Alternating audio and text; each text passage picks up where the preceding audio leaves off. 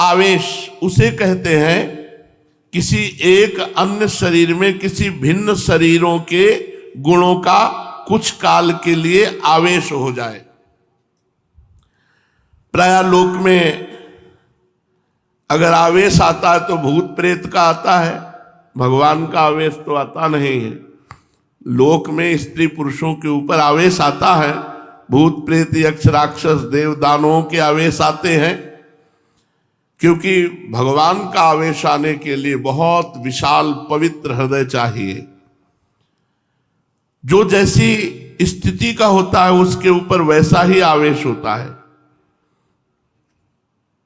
देवताओं का आवेश सात्विक प्रकृति के लोगों के ऊपर आवेगा, यक्ष राक्षसों का आवेश राजसिक प्रकृति के शरीरों में प्रकट होगा, और जो घोर तामसिक प्रकृति के पुरुष है उनके शरीरों में भूत पिशाचों का आवेश आता है।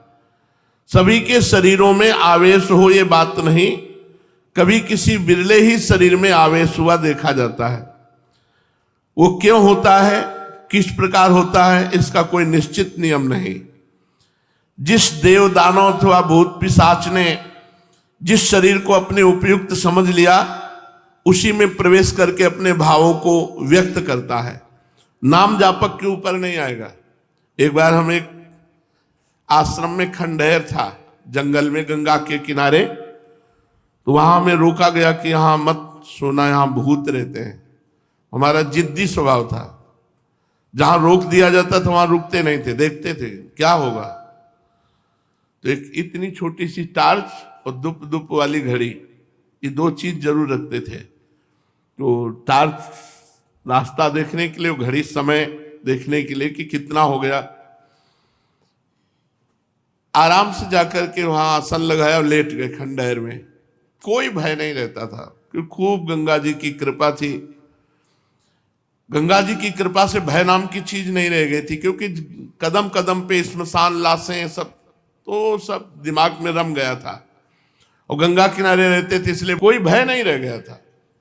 उन लोगों ने रोका और वो आश्रम में रुके हुए थे, वहां कोई नहीं टिकता था। वहां जाके आसन लगाया, वहां भूत था।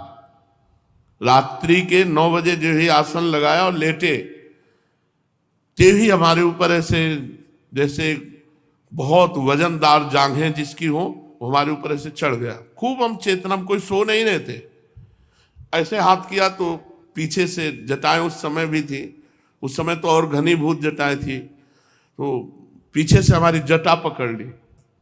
ये सब जागृत में हो रहा था। 9 बजे थे शाम के, पर मंत्र चल रहा था। फिर एकदम खाली उठे, हम कहा नहीं ये हमारा भ्रम है, ऐसा नहीं हो सकता कि हम नाम जप कर। तो पवित्र प्रेत भी होते हैं, जैसे भाई जी से हनुमान प्रसाद पोद्दार जी के सामने प्रकट हुए पारसी, तो कहा कि आप डरना मत। तो उनका मैं डरूंगा क्यों, बोले मैं प्रेत हूं। तो भाई जी को कुछ ऐसा लगा कि प्रेत सामने खड़े थे, तो उनका मैं आपके पास उद्धार कराने के लिए आया हूं। तो भाई जी ने कहा मैं गीता पाठ करके आया। तो बोले हमें गीता कंठस्थ है। वो प्रेत बोला मुझे गीता कंठस्थ है। तो कुछ प्रेत पवित्र प्रेत होते हैं, जिनसे चूक हो गई प्रेत बनते हैं, तो वो अपवित्र प्रेत तो छू नहीं सकते। बाहर निकले, एक महुआ का पेड़ था, खड़े हुए, नहीं प्रेत नहीं हो सकता। फिर जाके लेट गए, बहुत जिद्दी स्वभाव। अब जाके लेटे तो छाती पे चढ़ के ऐसे श्वास रुकने लगी, इतना वजन एकदम ऐसे ऐसे। उस समय जो भगवान शिव का मंत्र चल रहा था उसकी रफ्तार बढ़ाई, तुरंत फिर अलग। हम कहा अब दोबारा हिम्मत नहीं करेगी, अपना आसन समेटा और जहां सब लोग लेटे थे वहां गए तो बोले आ गए। हम कहा वहां प्रेत है, तो बोले बताया तो पहले था आपको। तो हम कहा हमें अनुभव करना था, वहां है वहां है। तो ये जो प्रेत आदि हैं ये कुछ बिगाड़ नहीं सकते यदि भगवान नाम चल रहा है, मंत्र चल रहा है। और भगवत आवेश होता त्रिगुणातीत हृदय में। प्रेत आदि जैसे अंदर प्रवेश कर जाते हैं तो तमोगुणी रजोगुणी हृदय में, भगवत आवेश होता है त्रिगुणातीत अवस्था में। जिस प्रकार पृथ्वी को दुष्ट क्षत्रियों के अत्याचार से पीड़ित देखकर भगवान परशुराम के शरीर में भगवान का आवेश हुआ और पृथ्वी को दुष्ट क्षत्रियों से हीन करके शीघ्र ही वो आवेश अदृश्य हो गया।